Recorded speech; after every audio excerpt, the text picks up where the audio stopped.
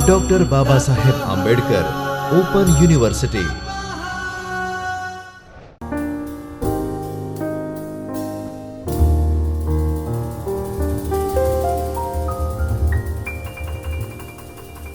नमस्कार, मैं डॉक्टर वनमाला Baviskar doctor Baba Saheb Ambedkar open university के चैतन्य स्टूडियो से आप सभी का हार्दिक स्वागत करती हूँ।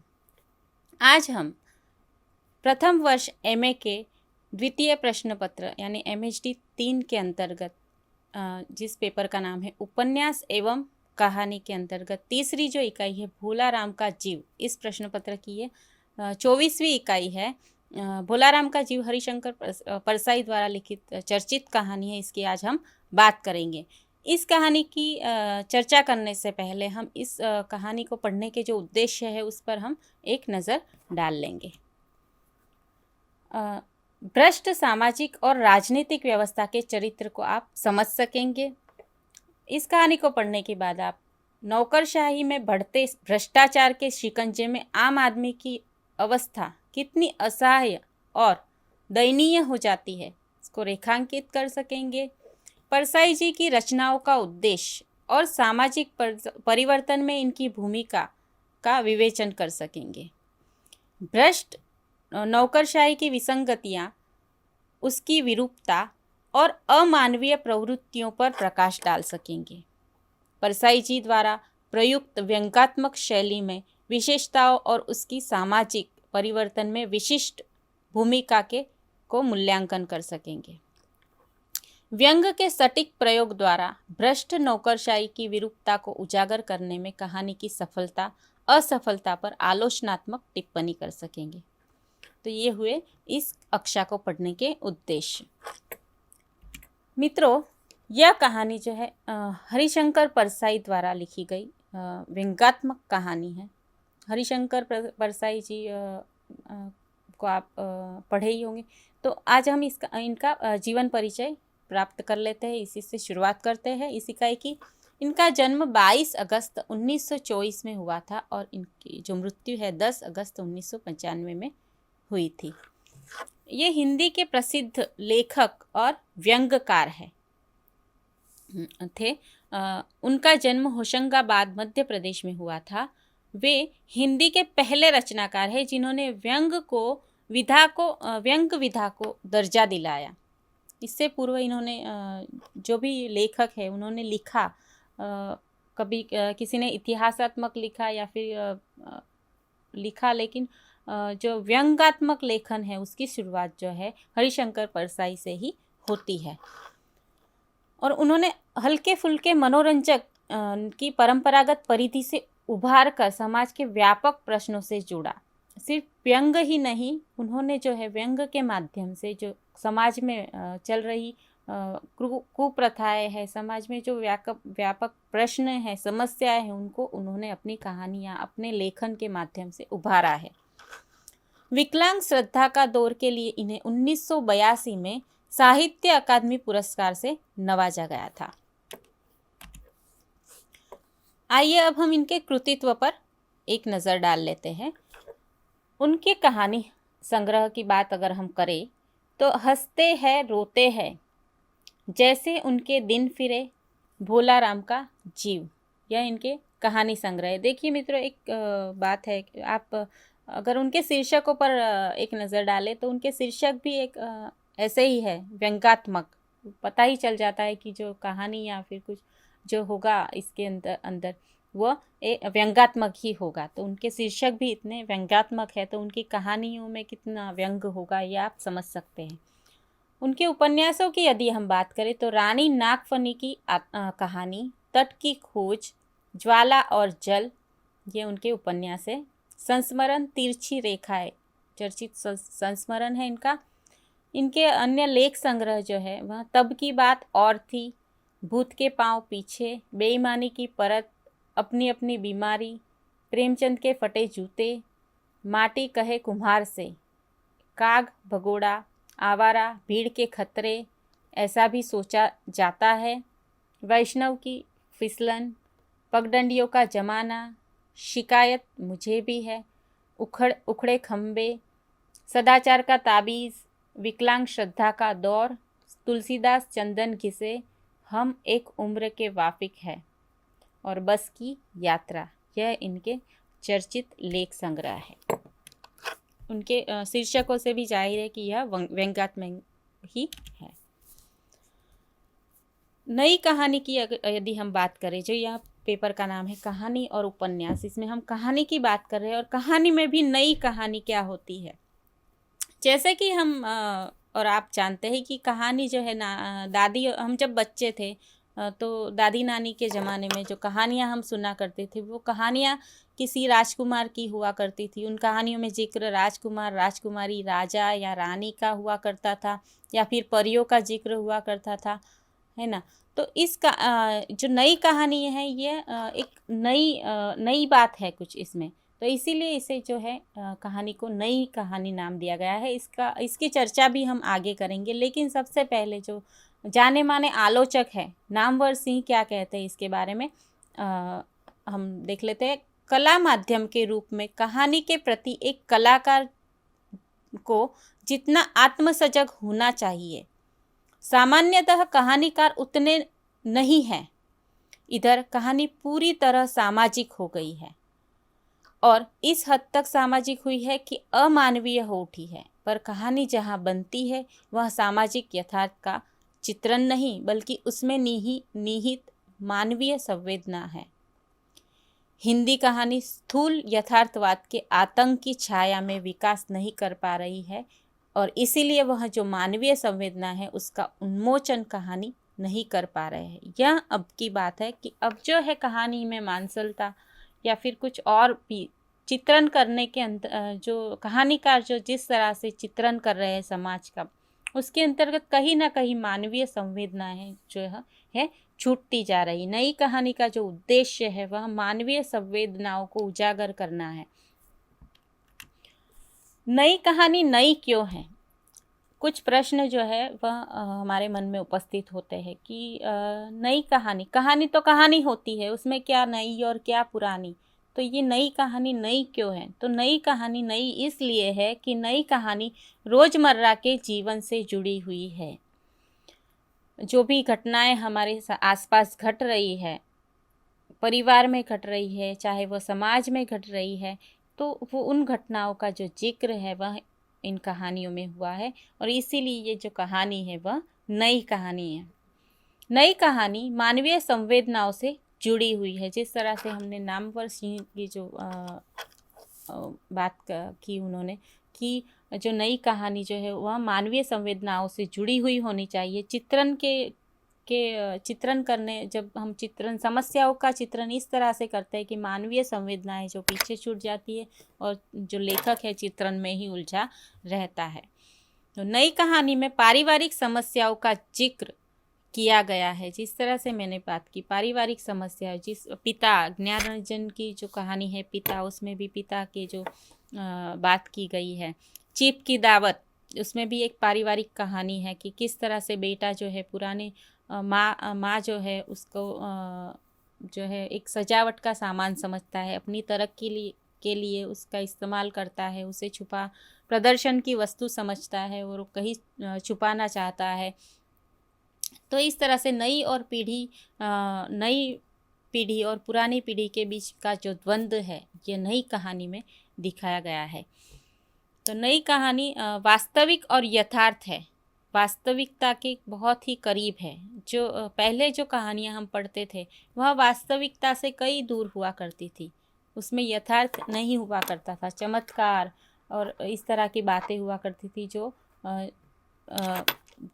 चमत्कार जो है वह नहीं होते हैं। तो इस तरह से जो है वास्तविकता से जुड़ी हुई है नई कहानी, वास्तविक समस्याओं को उभारा गया है नई कहानी में। तो नई कहानी निजी अनुभव के आधार पर लिखी गई है। जो लेखक है, जो भी नई कहानी लिख रहे हैं, उनके अनुभव के आधार पर जो है लेखक निजी अनुभव के आधार पर लिखी गई है, इसलिए इसमें जो है वास्तविकता है, यथार्थ है। आज़ादी के बाद समाज में जो परिस्थितियाँ निर्मित हुई, उन परिस्थितियों का जिक्र नई कहानी में हुआ है। जिस तरह से हम बात करते हैं कहानियों की, भोलाराम का जीव की आज हम बात करेंगे, तो उसमें जो रहे राजनीतिक और जो भी सामाजिक जो भी शोषण हो रहा है, तो उस तरह के शोषण की बात है, उसकी भी हम बात करेंगे। हमने पारिवारिक समस्याएं, पिता कहानी, चीफ की दावत कहानी में जिस तरह से पिता का पिता की जो भी मानसिकता है उसका वर्णन हमें मिलता है।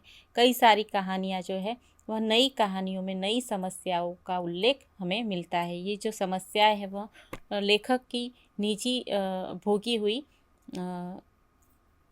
हुए अनुभव के आधार पर लिखे गए हैं। निजी समस्याओं के आधार पर जो है उन्होंने इन कहानियों में उभारा है। तो इस तरह से भोलाराम का जीव, तो आज हम भोलाराम का जीव जो कहानी है, नई कहानी आंदोलन, तो उसका हम आज चर्चा करेंगे। नई कहानी आंदोलन के महत्वपूर्ण कहानीकार हरिशंकर परसाई जी की भोलाराम का जीव कहानी पर यह इकाई आधारित है। और हरिशंकर परसाई जी जो है वह कई दशकों तक अपनी व्यंग्यात्मक कहानियों और व्यंग लेखों के कारण चर्चा में रहे हैं। प्रस्तुत कहानी में सरकारी कार्यालयों में पनप रहे भ्रष्टाचार के कारण सामान्य व्यक्ति की बढ़ती हुई परेशानियों का मार्मिक चित्रण किया गया है। एक सामान्य मनुष्य को किस तरह से भ्रष्ट समाज में जो है पीड़ा सहनी पड़ती है, उसकी बात इस कहानी में हुई है। किस तरह से दफ्तरों के चक्कर लगाने पड़ते हैं छोटी से छोटी बात के लिए, तो उसका जिक्र यहाँ पर हुआ है। भ्रष्ट सामाजिक और राजनीतिक व्यवस्था में मनुष्य की क्या हालत हो रही है। एक मध्यम वर्गीय जो मनुष्य है उसकी क्या हालत हुई है भ्रष्ट समाज में। भ्रष्ट लोग जो इतने भ्रष्टाचार फैला रहे हैं, उसमें जो है दलन हो रहा है मध्यम वर्ग का, उसकी जो है हालत बहुत ही खराब हो चुकी है। मानवीय संवेदनाएं जो है नष्ट होकर मनुष्य अपने स्वार्थ में लिप्त हो चुका है।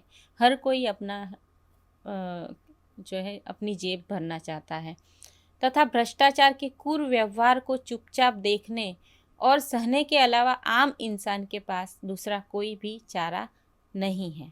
जिस तरह से अगर हम बस में भी जाते हैं तो बस में अगर 19 रुपये या भाड़ा होता है, या तो फिर 1 रुपया जो है वहाँ पर वापस नहीं दिया जाता। तो इस तरह से रोज़मर्रा की चीज़ों में कितना ही हम भ्रष्टाचार के खिलाफ बोल ले, लेकिन हम उसका जो है हिस्सा बन ही जाते हैं, हमारा शोषण हो ही जाता, लेकिन हम आवाज़ नहीं उठाते। तो इस तरह से जो है नई कहानी आंदोलन में अपनी कहानियों के माध्यम से जो है लेखकों ने मानवीय संवेदना, मानवीय जीवन के विभिन्न संदर्भों, सरोकारों और सच्चाई को विस्तार देने वाली कहानीकार के रूप में जो हरिशंकर परसाई का नाम आता है, उन्होंने भी जो है सच्चाई से इन सारी चीज़ों को उभारा है। इनका महत्वपूर्ण स्थान है। उनकी कहानियों में, हरिशंकर परसाई जी की अगर हम बात करें तो उनकी कहानियों में प्रमुख रूप से पतनशील समाज के बदलते हुए जीवन मूल्यों तथा सामाजिक विसंगतियों पर करारी चोट की गई है। राजनीतिक भ्रष्टाचार और सामाजिक भ्रष्टाचार, सामाजिक विसंगतियाँ। राजनीतिक भ्रष्टाचार मतलब भाई भतीजावाद जो भी होता है उसकी बात की गई है। और सामाजिक विसंगतियाँ, निम्न वर्ग, उच्च वर्ग, ये सारी जो भेदभाव होते हैं, अमीर गरीब, ये सारी जो विसंगतियाँ हैं उनको स्पष्ट और ईमानदारी से हरिशंकर परसाई जी ने अपनी कहानियों में उभारा है। शायद ही उस दौर के किसी दूसरे कहानीकार ने ऐसा किया होगा, ऐसा प्रयास किया होगा। नई कहानी जो है 1956 के बाद लिखी जाने लगी। 1956 के बाद जो भी कहानियाँ लिखी गई उन्हें हम नई कहानी के अंतर्गत रख सकते हैं। तो उस दौर में जो है कहानियाँ जो भी लिखी गई, उन कहानियों के अंतर्गत उन कहानीकारों में से जो है हरिशंकर परसाई जी ने जो प्रयास किया है, उतना प्रयास शायद ही किसी और लेखक ने किया। व्यंग का जिस सफलता से उन्होंने अपनी कहानियों में प्रयोग किया है वह सबसे अलग ही है। उन्होंने व्यंग तो किया है, करारा प्रहार भी व्यंग के साथ किया है। व्यंग को गंभीर चर्चा का विषय बनाने में उनकी रचनाओं का विशेष योगदान रहा है।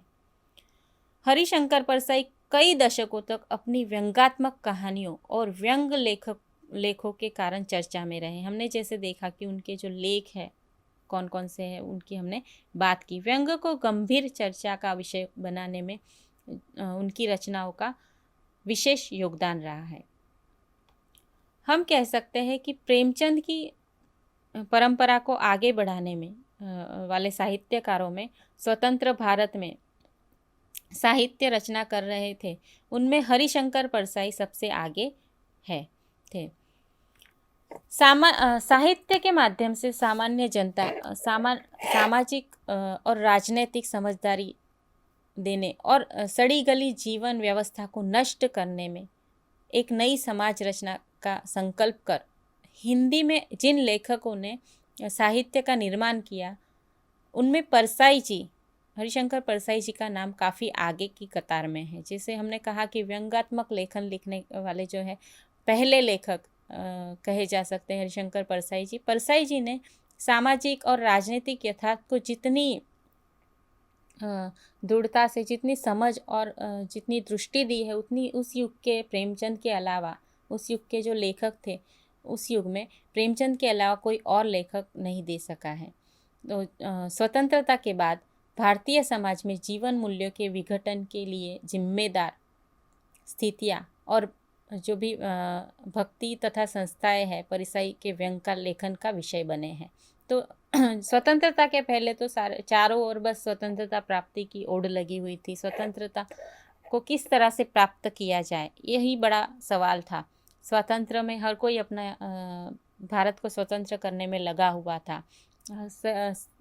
देशभक्ति फैली हुई थी। साहित्य में देशभक्ति की ही बात की जाती थी कि किस तरह से हम में जुनून लाना है।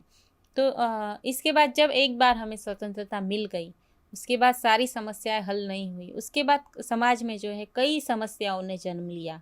उन समस्याओं को जो है उन्हीं में से एक जो है उन समस्याओं को उजागर करना अपने लेखन के माध्यम से उन्हीं में से एक है परसाई जी। उन्होंने व्यंग के माध्यम से उन समस्याओं को आगे उभारा। अपने लिए व्यंग की विधा इसलिए चुनी क्योंकि वे जानते थे कि समसामयिक जीवन की व्याख्या, उसका विश्लेषण और उसकी भर्त्सना एवं विडंबना के लिए व्यंग से बढ़कर दूसरा कोई कारगर हथियार नहीं हो सकता।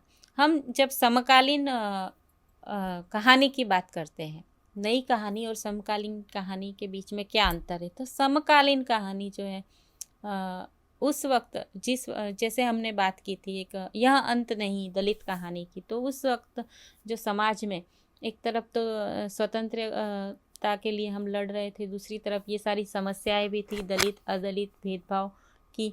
तो उस तरह समकालीन उस समय की जो समस्याओं का चित्रण उन लेखकों द्वारा हुआ, प्रेमचंद ने किया या फिर ओम प्रकाश वाल्मीकि ने और अन्य भी जो उस दौर के लेखक थे उन्होंने उन तत्कालीन समस्याओं का चित्रण अपने लेखन में साहित्य में किया, तो वह समकालीन कहानियों के अंतर्गत आता है। तो नई कहानी जो है इस स्वतंत्रता प्राप्ति के बाद जो भी समस्याएं हमारे सामने उभरी, भ्रष्टाचार की हो सकती है, वो चाहे वो भेदभाव किसी तरह के भेदभाव की हो, तो इस पर जो है 1956 के बाद जो है इन समस्याओं को साहित्य के माध्यम से उभारा गया, कहानियों में इन समस्याओं का चित्रण किया गया। उन्हीं कहानियों में से एक जो है वह भोलाराम का जीव, जो उस वक्त जो है समाज किस तरह से भ्रष्टाचार फैला हुआ था समाज में, उसकी बात इस कहानी में की गई है। भोलाराम का जीव एक ऐसी ही व्यंग्यात्मक कहानी है जिसमें सामाजिक राजनीतिक स्थितियों में निहित विसंगतियों का उद्घाटन हुआ है। उन्हें व्यंग का विषय ही नहीं बनाया गया है, बल्कि उन स्थितियों को और उन विसंगतियों को झेल रहे आदमी की जो भी नियति को भी उद्घाटित किया गया कि उसका क्या होता है आगे।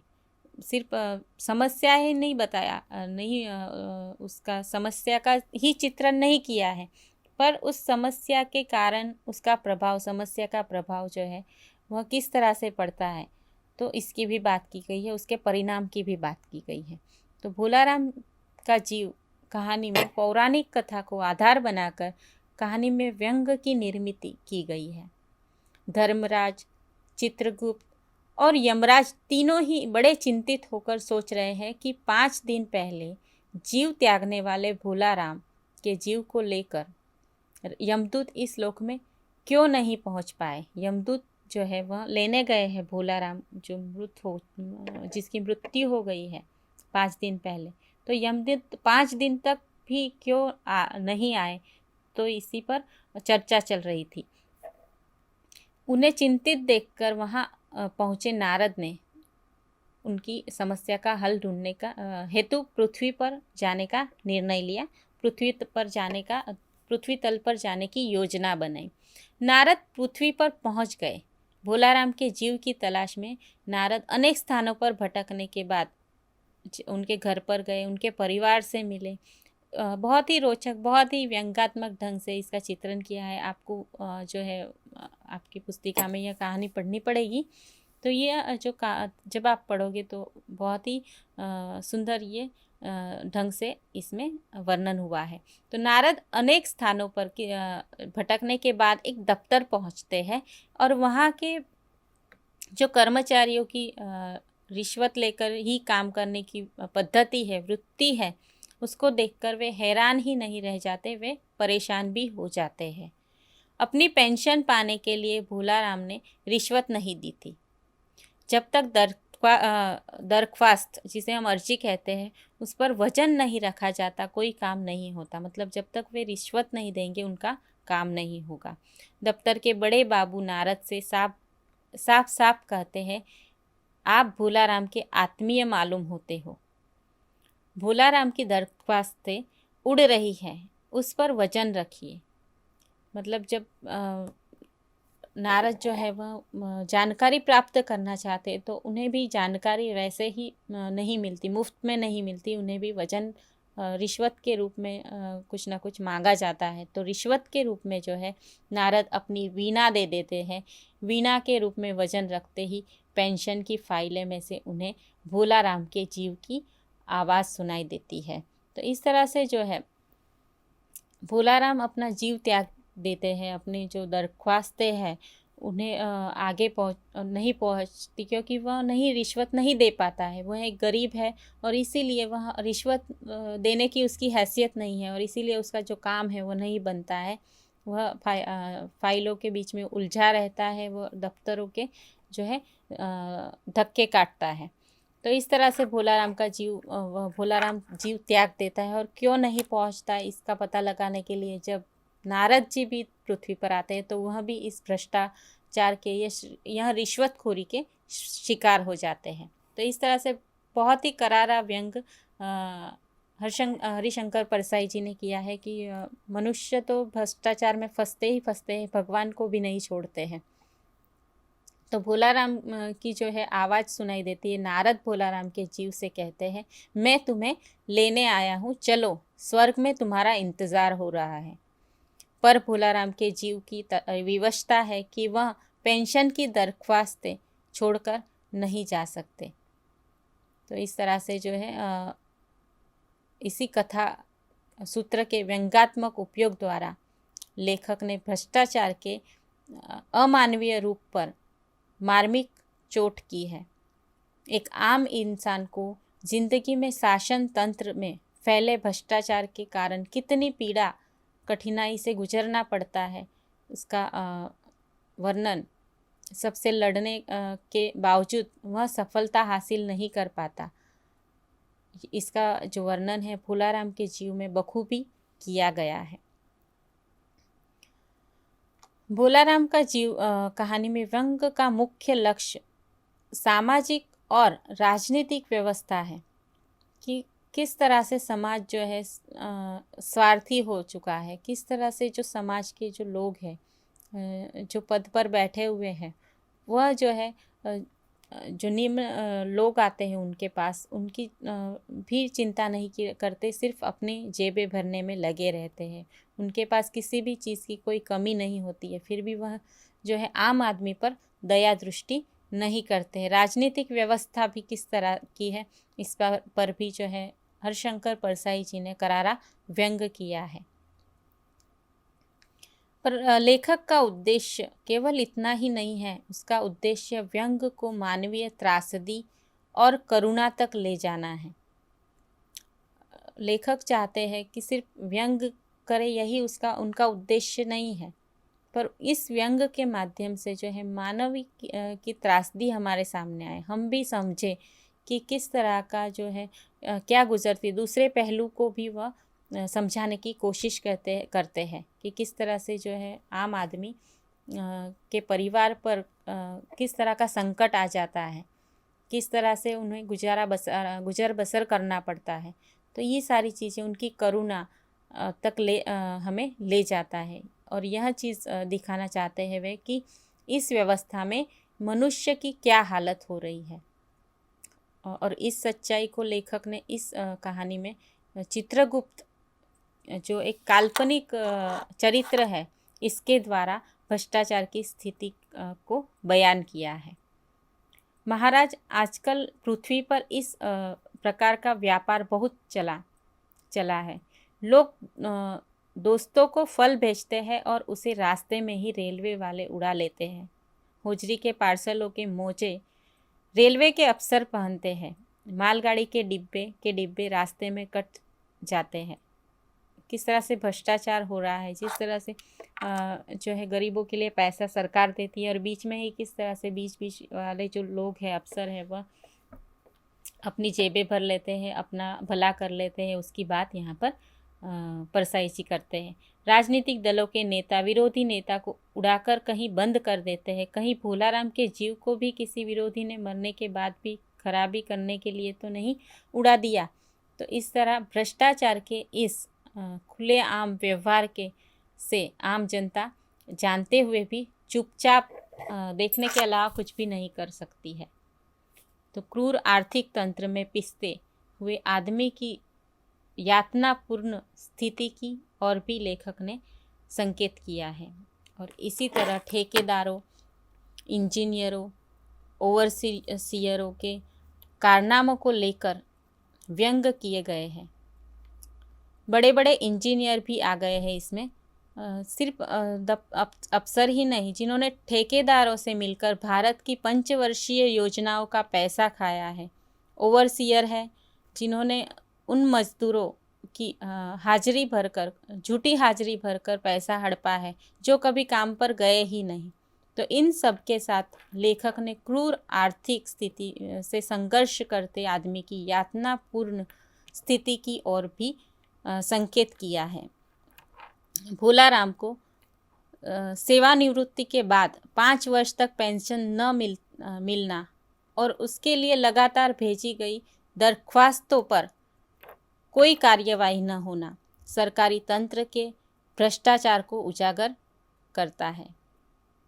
तो इस तरह से जो है भ्रष्टाचार की बात, भ्रष्टाचार का जो है कच्चा चिट्ठा खोलने में कामयाब हुए हैं हरिशंकर परसाई जी। तो इसी के साथ आज की इकाई को मैं यहाँ पर समाप्त करना चाहती हूँ। फिर से नई कहानी और नई इकाई के साथ पुनः प्रस्तुत होगी। तब तक के लिए आज्ञा दीजिए। स्वाध्यायः परमः।